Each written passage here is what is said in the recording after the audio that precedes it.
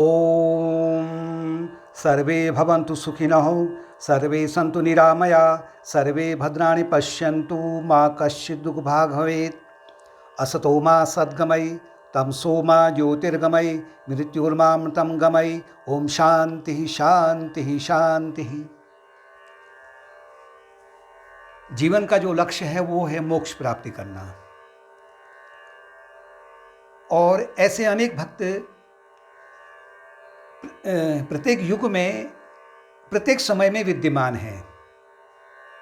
ऐसे एक निष्कामी भक्त थे भगवान के, तो भगवान उनके पास एक बार पहुंचे और दोनों के बीच में बड़ा एक विनोदपूर्ण वार्तालाप हुआ।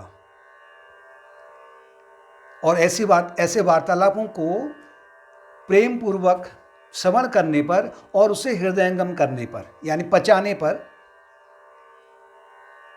जो उसका श्रवण करता है उसको बहुत अधिक लाभ होता है। तो भगवान जब उस भक्त के पास पहुंचे तो उन्होंने कहा कि तुम जगत के परम हितैषी भक्त हो, भगवान स्वयं हितैषी हैं। जब प्रकट सामने हुए तो उन्होंने कहा कि तुम्हारे मन में जो कुछ भी इच्छा है तुम आज मांग लो, यानी कि जो कुछ भी इच्छा है। भक्त ने कहा अगर आपकी इतनी ही अनंत कृपा मेरे ऊपर है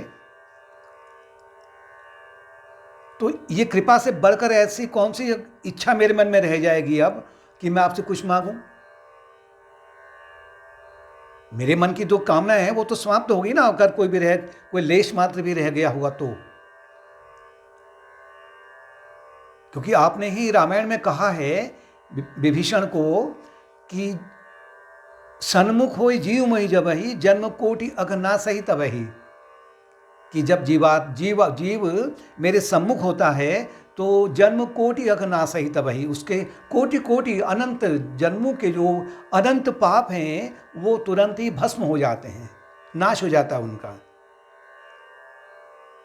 जब वो पाप ही नष्ट हो गए तो मैं आपसे क्या मांगू, मेरे मन में कुछ कामना ही नहीं रह गई, अब कोई आवश्यकता ही नहीं मेरे पास मुझे। अब जैसे सूरज अगर किसी अंधेरे कमरे में उसकी एक किरण प्रवेश होती है तो उस कमरे का जो पूर्ण अंधकार है वो क्षण भर में भस्म हो जाता है।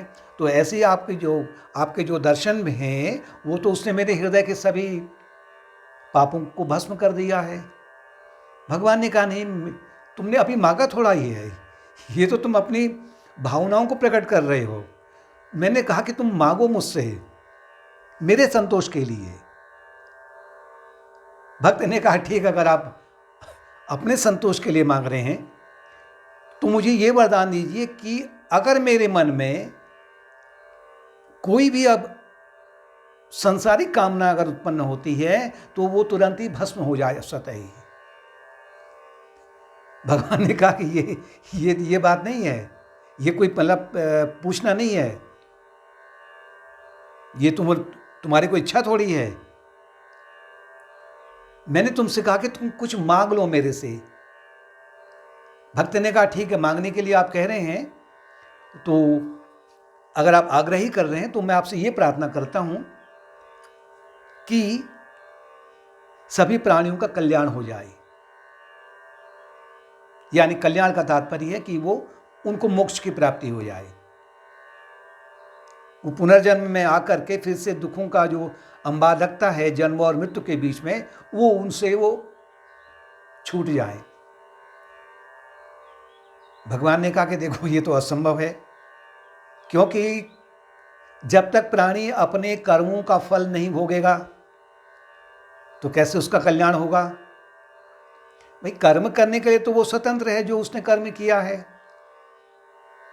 लेकिन कर्म भोग के लिए वो परतंत्र है, स्वतंत्र नहीं है, उसे स्वयं ही भोगने पड़ेंगे। उन्होंने कहा दो चीजें मेरे हाथ में नहीं है, एक तो मैं भक्त से अलग नहीं हो सकता कभी भी, कहीं भी जाए वो।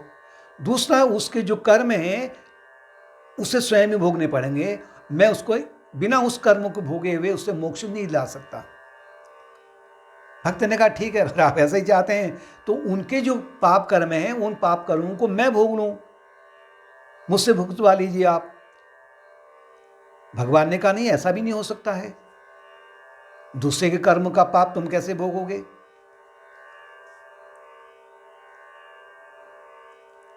भक्त ने फिर भगवान से कहा, भगवान ये तो आप बड़ी अटपटी बातें बोल रहे हैं मुझसे।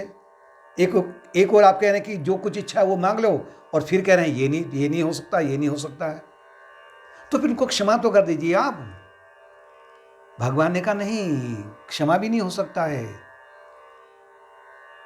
अपने कर्मों का फल स्वयं ही भोगना पड़ेगा। यहां भी मैं परतंत्र हूं।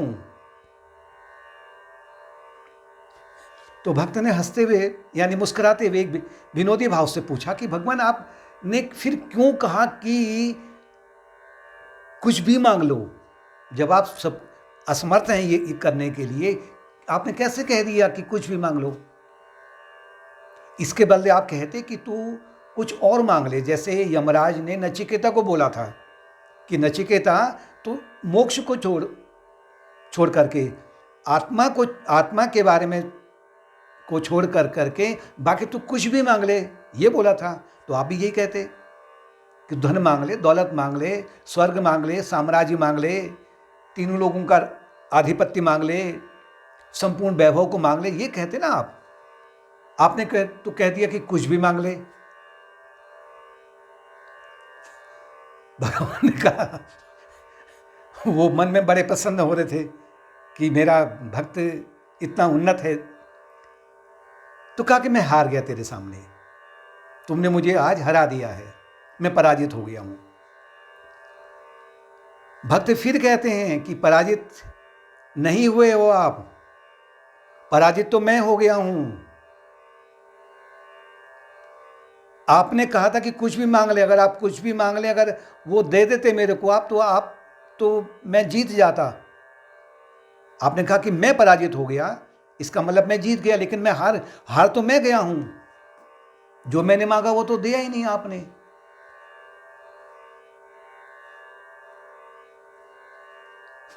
भगवान तो आशुतोष हैं, भक्त के लिए कुछ भी कर सकते हैं। उन्होंने कहा देखो, मैं तुमसे इतना प्रसन्न हूं, जिस प्रकार से भगवान के दर्शन है, स्पर्श है, उनका अर्चन है, वंदन है, उनके भाषण है, कीर्तन है, सत्संग है, इससे भक्त भवसागर से पार हो जाता है, वो शुद्ध हो जाता है उसका चित्त।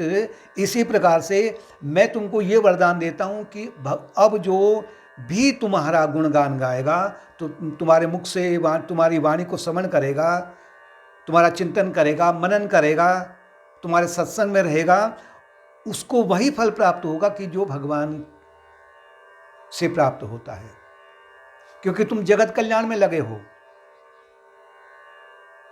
जगत कल्याण का तात्पर्य है कि जो भक्त संपूर्ण योग का पालन करते हुए चित्त की शुद्धि में लगा हुआ है, यानी अब उसने अपने जीवन में थोड़ा सा ध्यान का समावेश किया है, थोड़ा सा भक्ति का समावेश किया है, और थोड़ा सा ज्ञान का समावेश किया है, और साथ में जो भी उसके जीवन में कर्तव्य कर्म आ रहे हैं उनको ईश्वर सेवा के रूप में, वो मानव सेवा के रूप में उसको अर्पण कर रहा है। अगर ऐसा हो रहा है तो वो जगत कल्याण में पूरी तरह से संलग्न है, क्योंकि वो अपने साथ में अकेले उसका उद्धार नहीं होता है। आने वाली अनंत अनंत पीढ़ियों तक, अनंत अनंत काल तक और अनंत लोगों तक, केवल मनुष्य ही नहीं, अन्य प्राणियों का भी उद्धार होता है।